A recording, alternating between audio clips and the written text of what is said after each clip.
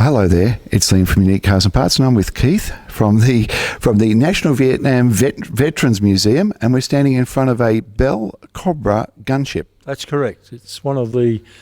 was brought into Vietnam because the Huey wasn't a gunship. Then we had the Canberra bombers, and then we had the B-52s.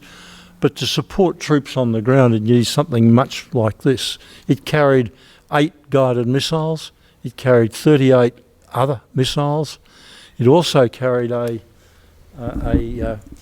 gun, which was directed by the pilot sat in the back because it flew nose down, and so he could see, and the gunner sat in the front. He had a helmet on, and wherever he turned his head, it would rotate this and the guns at the same time. So he could actually fire the guns just by moving his head around like that. So this is the gunner. So the gunner sat here. That's right. And the pilot was behind him. Yeah, because it was flying like that. Okay. Had a lot of manoeuvrability, up, down and round. Very manoeuvrable aircraft, and very powerful aircraft, as you can see, with all it carried with it, supporting the troops on the ground. Now, I was told that it uses the same engine as the Huey. Yep, that's correct. But the Huey was good for 150 miles an hour, was it? Roughly, yeah. And the Cobra gunship was 3... Not much faster, except that aerodynamically it's a much narrower aircraft, had carried larger blades on the top, so it gave it more manoeuvrability. But very powerful, very useful. And I'm guessing the diggers would have loved to have seen this coming over the range. Absolutely, absolutely. I mean, it wasn't flown by Australians; it was flown by the US Air Force, so again, a unique aircraft to have here in the Vietnam Vets. Okay, so an important exhibit because it played a big part in the war, but not so much to do with Australian Air Force or Australian. So, how did it come to get to this museum? Good question. Sorry, I can't answer that question. I haven't caught up with that yet at all. No. Well, good. It's a bit of a mystery. We've got a mystery gunship at the exhibit. So this particular gun, how many rounds would that be capable of? It looks like a Gatling gun, doesn't it? Capable of firing 500 rounds a minute. So 500 rounds a minute. So you could actually clear the MCG with that in about a minute. Yeah, there's a few people I wouldn't want to mention that to. No, very powerful. I mean, plus the guided missiles, plus the other missiles. So coming around to the side here, Keith, we've got a whole raft of missiles and so on here. These we've got three in situ, but it's room for 4. And 4 on the other side. Okay. And what were these missiles designed for? Oh, actually firing at, again, the gunner would lock onto a target and fire them maybe one at a time at that target. Okay, so this tank so this was would you describe that as a regular ground to air to ground missile? Absolutely. Yeah. Okay, but he didn't look and target. I assume used a joystick. Yeah, well, the pilot did. Yes, but the gunner would aim for him.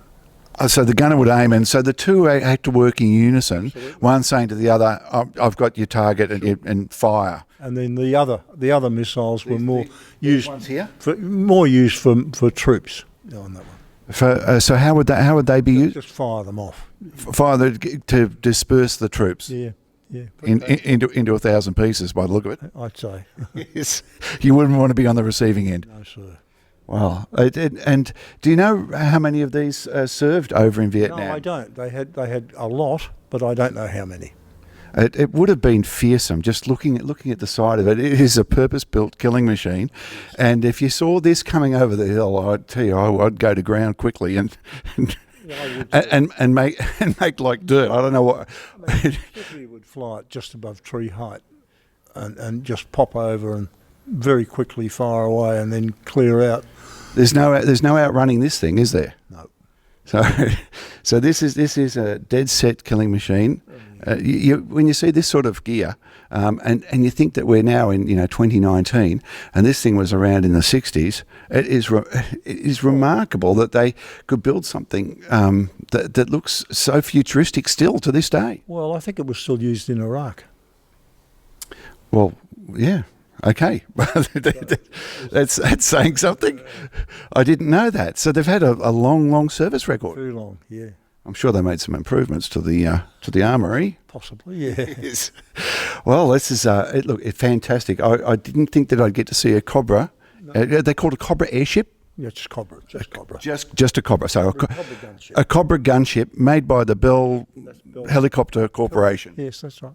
Well done, Bell. Bloody good looking ship. Deadly piece of work. They should have given the Aussie boys a couple of these. Well, thanks, Keith. It's been great talking to you. Good on you, mate. Thank you. Over the years, the armament fit has been greatly improved. The underwing hardpoints can carry items such as the M35 kit with a 6-barrel 20mm cannon plus 1,000 rounds of ammunition.